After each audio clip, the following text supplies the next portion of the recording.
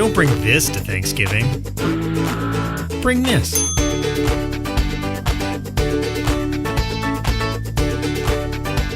First up into the pot are the cranberries.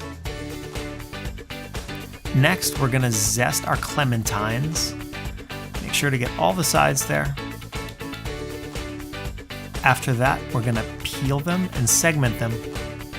You can also use mandarins or any other small citrus you like for this recipe. After they're peeled, split them up into little segments and throw them right in.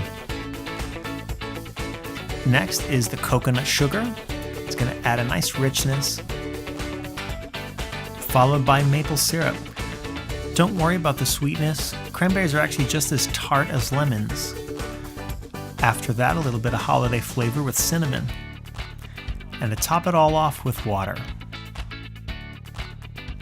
Turn the heat up to high. Make sure to stir everything around. Be careful not to lose everything in there. Once it heats up, you'll start to hear those cranberries pop and burst open. You can turn the heat down to simmer, making sure to stir every once in a while and cook for about 20 minutes until it's nice and reduced. When you're finished, turn off the heat. You can let it stand at room temperature and then chill in the fridge when you're done. Once you're ready to serve, you can take it out and put it in its final dish for the table.